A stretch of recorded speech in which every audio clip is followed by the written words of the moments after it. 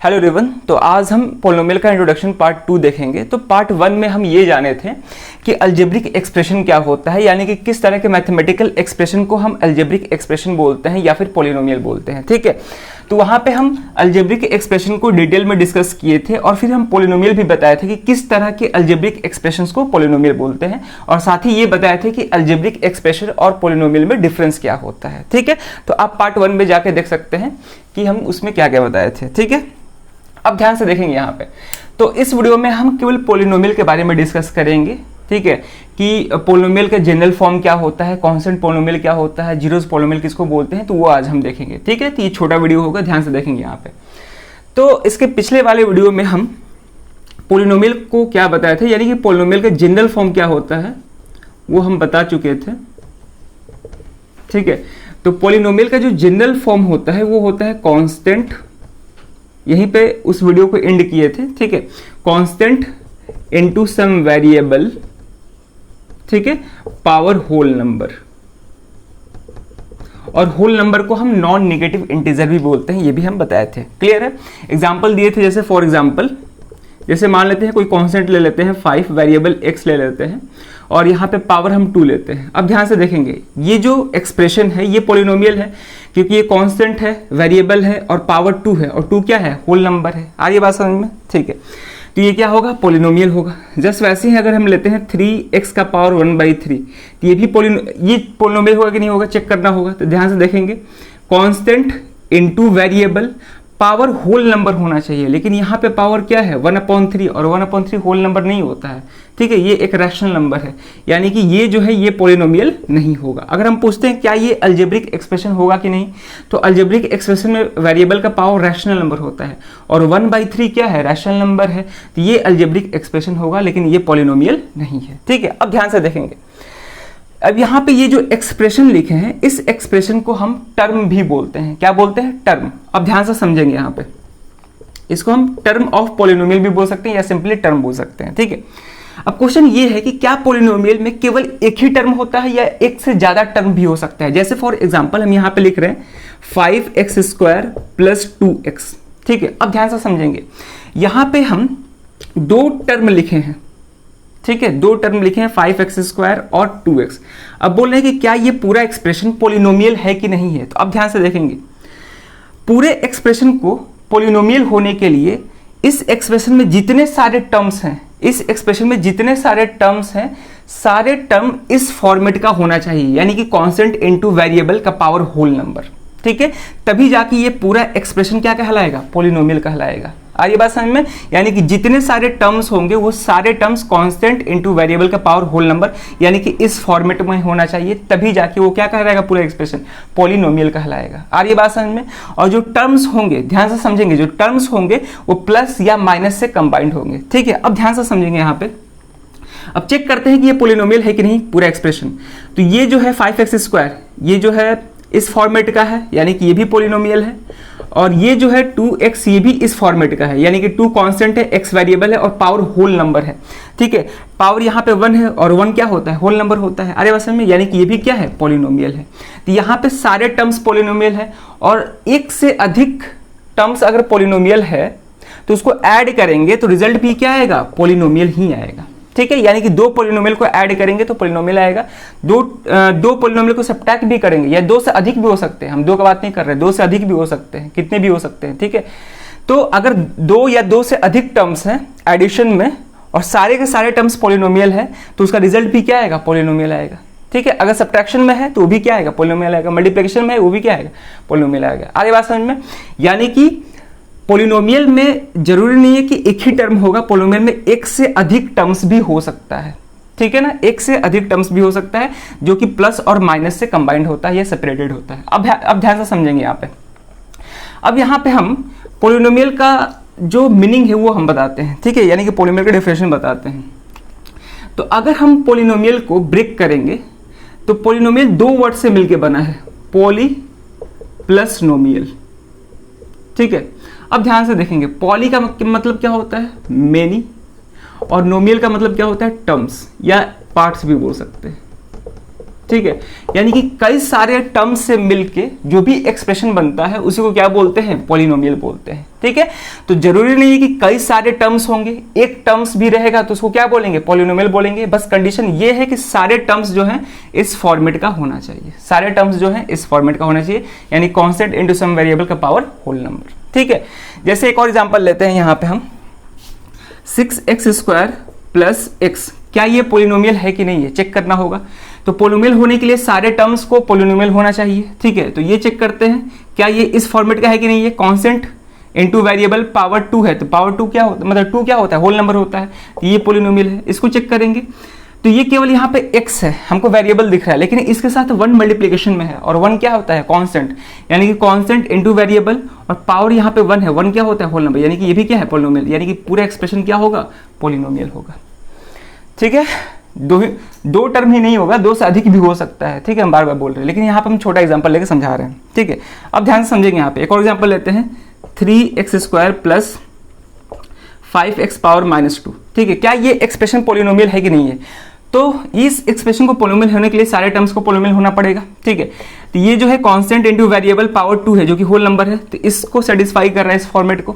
क्या ये term satisfy कर रहा है कि नहीं, चेक करते हैं। ये कांस्टेंट है, वेरिएबल है, लेकिन पावर जो है होल नंबर नहीं है, यहाँ पे इंटीजर है। ठीक है, तो ये क्या होगा, ये जो टर्म है ये पॉलिनोमियल नहीं है, ये पॉलिनोमियल था लेकिन ये पॉलिनोमियल नहीं है, इसीलिए ये पूरा जो एक्सप्रेशन है पॉलिनोमियल नहीं कहलाएगा।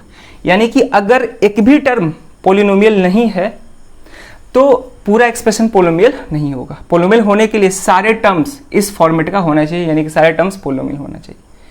ठीक है, क्लियर है, आ रही बात समझ में। ठीक है, अब हम समझेंगे, जैसे एक और एग्जांपल लेते हैं। अगर हम बोलते हैं ये 5x प्लस 1/x, ठीक है, क्या ये पॉलिनोमियल है कि नहीं, चेक करते हैं। ये तो पॉलिनोमियल है, ये टर्म चेक करेंगे तो ये x का पावर -1 है। ठीक है, तो ये जो है, ये जो टर्म है इस फॉर्मेट को सेटिस्फाई नहीं कर रहा है, क्योंकि यहाँ पे पावर निगेटिव है, यानी कि ये पॉलिनोमियल नहीं होगा। ठीक है, ये पॉलिनोमियल नहीं होगा। ठीक है, तो ये था पॉलिनोमियल, इतना पढ़ाए थे। और याद रखेंगे कि पॉलिनोमियल में एक भी टर्म्स हो सकते हैं और एक से अधिक टर्म्स भी हो सकते हैं। ठीक है, और नेक्स्ट वीडियो में हम ये बताएंगे कि एक टर्म हो तो उसको क्या बोलते हैं, उसके लिए स्पेशल नेम होता है, 2 टर्म्स के लिए स्पेशल नेम होता है, 3 टर्म्स के लिए स्पेशल नेम होता है। आर्य भाषा में, और डिग्री भी बताएंगे, डिग्री क्या होता है। क्लियर है, यहाँ पे हम केवल पॉलिनोमियल बता रहे हैं।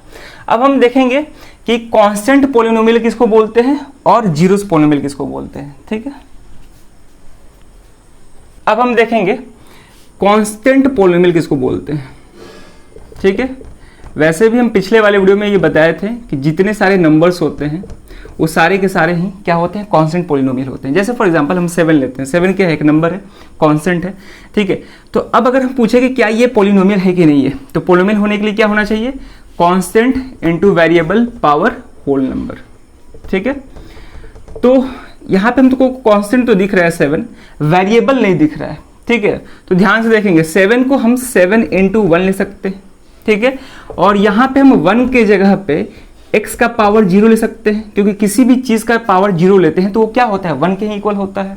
ठीक है, यहाँ पे वेरिएबल आप कुछ भी यूज कर सकते हैं, x y z कुछ भी यूज कर सकते हैं। अब देखेंगे ध्यान से, ये जो एक्सप्रेशन है क्या ये इस फॉर्म का है कि नहीं है, चेक करेंगे। तो यहाँ पे हमको कांस्टेंट दिख रहा है 7, वेरिएबल x है और पावर में 0 है, और 0 क्या होता है, होल नंबर होता है। यानी कि ये जो एक्सप्रेशन है इस फॉर्मेट का है, तो इसको भी हम क्या बोलेंगे, पॉलिनोमियल बोलेंगे। यानी कि जितने सारे कांस्टेंट होते हैं वो भी क्या होते हैं, पॉलिनोमियल होते हैं।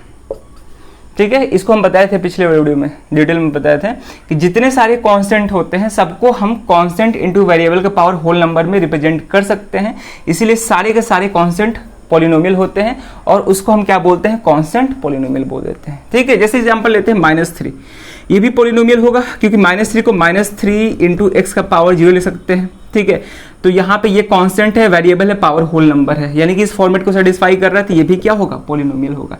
वेरिएबल आप हम बार बार बोल रहे हैं, वेरिएबल कुछ भी ले सकते हैं, x y z कुछ भी ले सकते हैं। ठीक है, चलिए फिर 1/3 भी क्या होगा, कांस्टेंट पॉलिनोमियल होगा। यानी कि जितने सारे रियल नंबर्स हैं ना, सारे के सारे क्या होते हैं, कांस्टेंट पॉलिनोमियल होते हैं। √3 ले लो, √5 ले लो, मतलब रैशनल या फिर इरेशनल कुछ भी ले लो। ठीक है, सारे के सारे कांस्टेंट पॉलिनोमियल के अंदर आएंगे। लेकिन यहाँ पे हम 0 को इंक्लूड नहीं करते हैं, कांस्टेंट पॉलिनोमियल में हम 0 को इंक्लूड नहीं करते हैं। यानी कि 0 को छोड़ के जितने सारे नॉन जीरो कांस्टेंट है ना, जितने सारे नॉन जीरो कांस्टेंट है या नॉन जीरो नंबर्स बोल सकते हैं, जितने सारे नॉन जीरो नंबर्स हैं वो सारे के सारे किस में आएंगे, कांस्टेंट पॉलिनोमियल में आएंगे। ठीक है, अब यहाँ पे जीरो क्यों इंक्लूड किए हैं, ठीक है, क्योंकि हम जीरो को अलग से पढ़ते हैं, जीरो पॉलिनोमियल, ठीक है ना, उसको अलग से पढ़ते हैं हम। अलग से क्यों पढ़ते हैं उसको हम बताएंगे। तो नेक्स्ट है जीरो पॉलिनोमियल।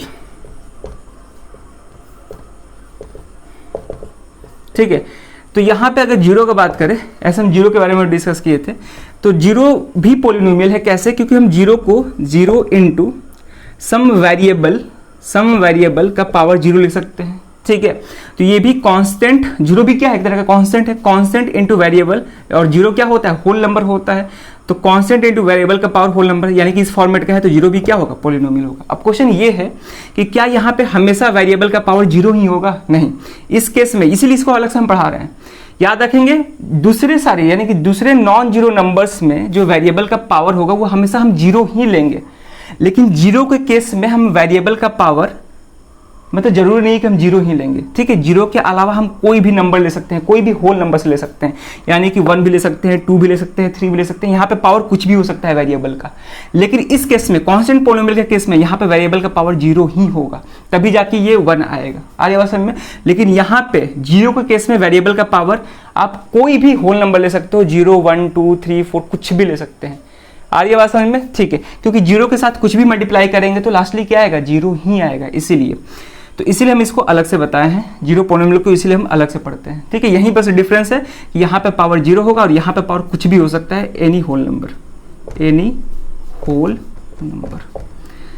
क्लियर है। चलिए फिर, तो ये था कांस्टेंट पॉलिनोमियल और जीरो पॉलिनोमियल। अभी पॉलिनोमियल के बारे में बहुत कुछ पढ़ेंगे, लेकिन आज हम केवल पॉलिनोमियल बताए हैं कि पॉलिनोमियल क्या होता है। ठीक है, अब हम लास्ट देखेंगे कि पॉलिनोमियल के जनरल फॉर्म क्या होता है, और जनरल फॉर्म बता के इस वीडियो के यहीं पे एंड कर देंगे। उसके बाद हम नेक्स्ट वीडियो से डिग्री ऑफ पॉलिनोमियल पढ़ेंगे, उसके बाद क्लासिफिकेशन पढ़ेंगे। ठीक है, तो इतना नोट कर लीजिए पहले। अब हम देखेंगे पॉलिनोमियल का जनरल फॉर्म क्या होता है। ठीक है ना, तो जनरल फॉर्म का मतलब कैसे रिप्रेजेंट करते हैं जनरली उसको। तो यहाँ पे हम पॉलिनोमियल के जनरल फॉर्म लिखे हैं, ऐसे भी ले सकते हैं, ऐसे भी ले सकते हैं, दोनों को आप समझा रहे हैं, ध्यान से समझेंगे। यहाँ पे ये जो an है ये एक कांस्टेंट को रिप्रेजेंट कर रहा है, x वेरिएबल है, और यहाँ पे x का जो पावर है n, यहाँ पे ये एक होल नंबर को रिप्रेजेंट करेगा। ठीक है, जस्ट वैसे ही यहाँ पे an-1 भी क्या है, कांस्टेंट है, x वेरिएबल है। ठीक है, वेरिएबल y भी हो सकता है, z भी हो सकता है, कुछ भी हो सकता है, यहाँ पे x मान के चल रहे हैं, और यहाँ पे n-1 एक होल नंबर को रिप्रेजेंट कर रहा है। अब बात को ध्यान से समझेंगे। हम बताए थे कि पॉलिनोमियल में एक भी टर्म्स हो सकते हैं और पॉलिनोमियल में एक से अधिक टर्म्स भी हो सकते हैं। एक से अधिक टर्म्स का मतलब 2 terms, 3 terms, 10 term, 100 terms, lakh term, कितने टर्म्स भी हो सकते हैं। आर्य समझ में। तो इसलिए यहाँ पे हम कुछ टर्म्स को दिखाए हैं। तो ये जितने सारे मतलब प्लस साइन से सेपरेटेड है, सारे के सारे क्या है, यहाँ पे टर्म्स हैं। ठीक है, और यहाँ पे हम जो भी टर्म्स दिखाए हैं, तो जो टर्म्स का वेरिएबल है उसके पावर को डिक्रीजिंग ऑर्डर में लिखे हैं। उसके पावर को कैसे लिखे हैं, डिक्रीजिंग ऑर्डर में। यहाँ पे हाईएस्ट पावर है n, उससे छोटा n-1, उससे छोटा n-2, जस्ट वैसे ही छोटा होते जा रहा है। ठीक है, यहाँ पे a0 केवल बचा, और a0 या a0 बोल सकते हैं, कोई दिक्कत नहीं है।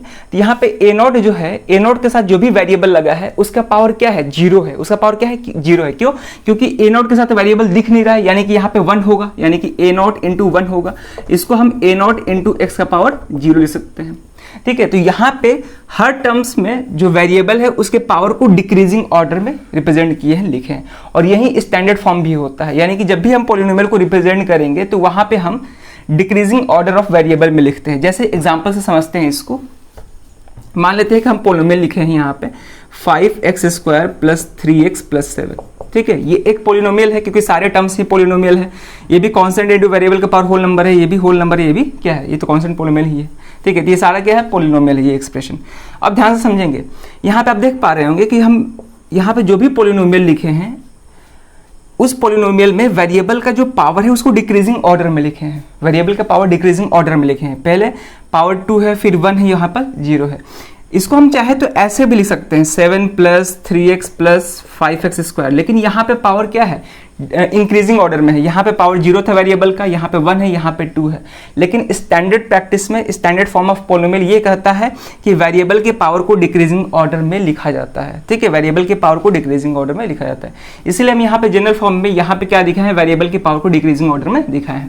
यहाँ पे an-1 an-2 ये सारे के सारे क्या है, कॉन्स्टेंट है, इसे घबराना नहीं है। यहाँ पे आप कोई भी रियल नंबर रख सकते हैं और x वेरिएबल है और जो पावर है वो होल नंबर को रिप्रेजेंट कर रहा है। ठीक है, चलिए, और ये भी इस जनरल फॉर्म में भी लिख सकते हैं। तो यहाँ पे क्या है कि यहाँ पे वेरिएबल के पावर को हम इंक्रीजिंग ऑर्डर में लिखे हैं। यहाँ पे वेरिएबल का पावर 0 है, यहाँ पे 1 है, 2 है, तो इंक्रीजिंग ऑर्डर में, क्योंकि RS अग्रवाल बुक में इंक्रीजिंग ऑर्डर में ही दिया गया है। लेकिन स्टैंडर्ड फॉर्म ऑफ पॉलिनोमियल क्या होता है, standard form of polynomial variable का पावर डिक्रीजिंग ऑर्डर में होता है, यानी कि घटते हुए क्रम में।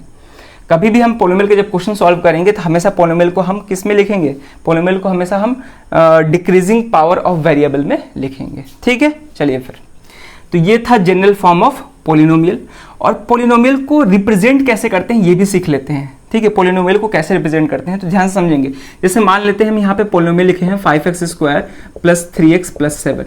ठीक है, तो इस पॉलिनोमियल को रिप्रेजेंट करने के लिए हम इंग्लिश के अल्फाबेट का यूज करते हैं। ठीक है, इंग्लिश के अल्फाबेटिकल लेटर को यूज करते हैं। अब ध्यान से समझेंगे, तो जनरली हम पॉलिनोमियल को रिप्रेजेंट करने के लिए p का यूज करते हैं, और इस पॉलिनोमियल में यानी कि गिवन पॉलिनोमियल में जो भी वेरिएबल यूज किया गया है, जो भी वेरिएबल यूज किया गया है उस वेरिएबल को हम ब्रैकेट में लिख देते हैं। तो यहाँ पे कौन सा वेरिएबल यूज किया गया है, x, तो x को हम ब्रैकेट में लिख देंगे, यानी कि इसको किससे रिप्रेजेंट करेंगे, px से। ठीक है, तो हम अपने पॉलिनोमियल को px से भी रिप्रेजेंट कर सकते हैं, f से भी रिप्रेजेंट कर सकते हैं, और यहाँ पे जो भी वेरिएबल हो, जैसे x ही वेरिएबल है तो x होगा, gx से भी रिप्रेजेंट करते हैं।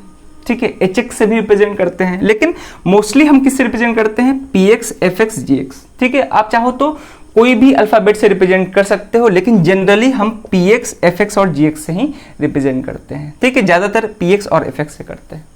ठीक है, अगर वही पॉलिनोमियल कुछ ऐसा होता 5y² + 3y + 7 ऐसा होता, तो यहाँ पे वेरिएबल क्या है, y है, तो इसको हम क्या लिख सकते हैं, py या fy या फिर gy। आ रही बात समझ में? ठीक है, और हम जो भी पॉलिनोमियल पढ़ेंगे एक वेरिएबल में ही पढ़ेंगे, यानी कि एक ही वेरिएबल होगा, एक से अधिक वेरिएबल नहीं होगा। हम लोग के सिलेबस में एक से अधिक वेरिएबल वाला पॉलिनोमियल नहीं है, केवल एक ही वेरिएबल वाला पॉलिनोमियल है। ठीक है, तो ये था आज के वीडियो में कि पॉलिनोमियल यहाँ पे बता दिए कि पॉलिनोमियल की जनरल फॉर्म क्या होता है, कांस्टेंट पॉलिनोमियल क्या होता है, उसको और डिटेल में बता दिए कि पॉलिनोमियल में एक भी टर्म्स होते हैं, हो सकते हैं एक से अधिक टर्म्स भी हो सकते हैं। ठीक है, अब नेक्स्ट वीडियो में हम ये देखेंगे कि डिग्री ऑफ पॉलिनोमियल क्या होता है, और क्लासिफिकेशन देखेंगे कि क्लासिफिकेशन 2 बेसिस पे होता है, एक तो डिग्री के बेसिस पे होता है और एक नंबर ऑफ टर्म्स के बेसिस पे होता है, तो उस सबको हम देखेंगे। ठीक है, तो चलिए फिर इस वीडियो में ये रखते हैं, हम मिलते हैं नेक्स्ट वीडियो में। Thank you.